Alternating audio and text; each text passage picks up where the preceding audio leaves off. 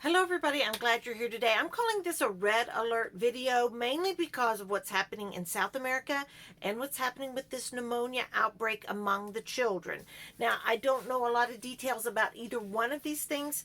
They are like blips on my radar in that I'm following, but I'm not immersing myself in this information.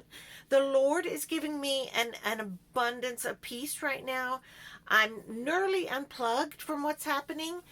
Not quite, but I'm tuning in enough to be aware that there have been some travel bans already with this pneumonia outbreak that began in Asia, and it seems to be gravitating across the world. So these are things I want to talk to you about.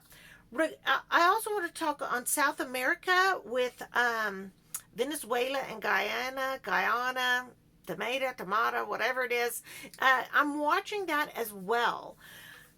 It seems to me it would be very unwise for us to for America to spread itself too thin across the world. That does not make sense to me. I am not a strategic military person in any way, shape, or form, but it's just like common sense. So whatever's going on there, it feels like another front is starting to boil up, another war.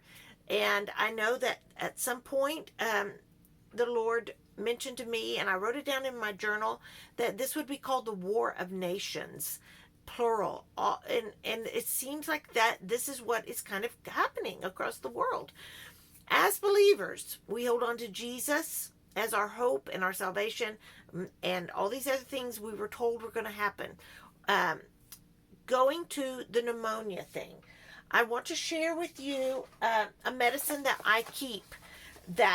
A lot of this, because what we have found out is that this really, really helps with our respiratory tract infections, especially when we had the virus. We've had it 4 or 5 times.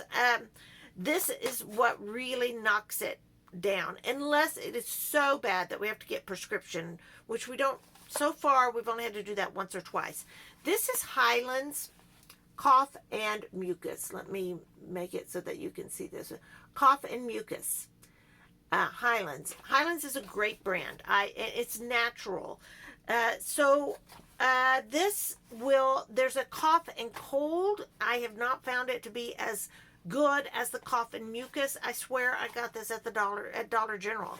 So you check your Dollar General. They may have it if you don't have a Walmart close by. I get several of these boxes. They're probably around $11 to $13 each for a box of 2 bottles, a nighttime and a daytime.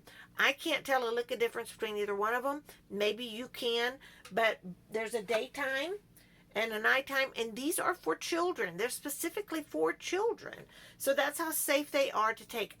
The minute I get sick, I start taking this every 3 to 4 hours. It does not taste bad. I mean, like when you take Robitussin, you're like, I think I'd rather die of this cough than take this Robitussin. But this is not that way. This nearly tastes like water with a little bit of grape flavoring. So there are purple dinosaurs on here. So that's how you can tell you have the right product. These are 4-ounce bottles. So they go, like an adult's going to go through this pretty fast. So that's why I keep so many on hand. This really calms the cough, thins the mucus, all of that. So that might be something you want to get ahead of time. I don't understand this pneumonia, except that the children are not they don't seem to have a cough, which to me is a bad sign. My daughter had cystic fibrosis and passed away of it, and so we dealt with her chronic pneumonia. When she didn't cough, that was worse. That meant air wasn't moving and that mucus wasn't being moved out of there. So that I find that's a curious symptom to this. I watched Dr. Campbell's channel, and he did not seem too concerned, although there was some concern about becoming if it's a bacterial pneumonia, becoming resistant to antibiotics, which is a bad sign, and also or antiviral medicines. I will say I have discovered, and once again, this is not medical advice in any way, shape, or form. I have discovered the benefits of oregano oil. I have not taken the, I've got the capsules. I haven't started taking those yet, but 6 drops of this oregano oil, and it's not infusion, it's actually where you can take it internally. I nearly said eternally, which you may be wanting to do that after this winter. It looks like we're going to be sick a lot, or they're going to try to make us sick. Anyway, oregano oil is a natural antibiotic. I had always heard that. I did not know that to be true. I can confirm that for me, it really, really works. So get you some oregano oil and read up on it. Google that. Another thing that I want to share with you is about, it's called percussion therapy.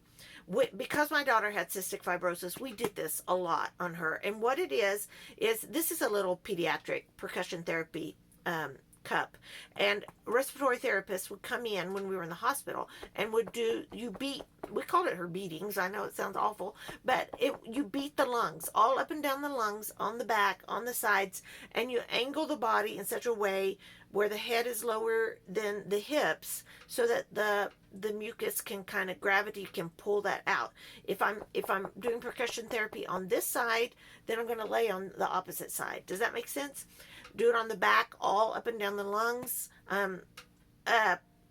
Probably 7 minutes on each side, all up and down.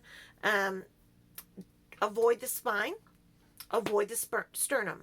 So that is, if you're doing it this, don't do it too hard. It will make your children, make you sore the next day. But just enough to kind of create a vibration to shake the mucus. Once again, Google that and see what you think. Will that work for you? It certainly has worked for us. I won't even go there. If you don't have one of these cups for an adult or a PD, then just cup your hands and do it with your hand cupped. Just to kind of create a resistance and shake that stuff out of there. That may be something you need to learn about before the pneumonia comes into your house or any other kind of winter respiratory infection. Next thing I want to share with you is the vaporizers. Now, I know I've told you before how important it is to get moisture in. Steam is going to help with mucus, thinning the mucus. When the virus started, I started prepping in March of 2020, and I got a vaporizer. Little did I plan very well that two or three people might get this virus at the same time. Like, duh, why didn't I crack that code? So I realized very quickly that I needed more than one vaporizer. So stock up on vaporizers, because I promise you, as soon as this comes to the United States, which I think it's just a matter of time before it does, people are going to be buying those things up, and you may not be able to get one. So get your vaporizer. Now, you can always boil water in a pan with the tent over. With children, you don't want the risk of boiling water or hot water splashing on them. I would not do that unless there's no other way. You can always take them into the shower or into the bathroom and run the hot shower. I've done that. What we did, of course, we did that for my daughter with cystic fibrosis all the time. Our son had croup. All right, I stinking thought he was dying as a baby. He had croup so bad. Y'all, if you've ever heard a croup cough, I mean, you're thinking, holy cow, how is this kid staying alive? We would go outside with them. With him, of course, all our kids had croup at one time or another, but he did especially. And that would help constrict the airways and kind of calm everything down, keep him cool. But what we did mostly with him was we created a croup tent. And those of you who've been around a long time, you probably, you savvy the croup tent. For us, tell me, what are your memories of a croup tent? Did you ever make one? What are your thoughts on that? What we would do, we would get a card table and put it in the living room. And of course, we didn't have cell phones then, or tablets, or any kind of entertainment other than a coloring book for our kids.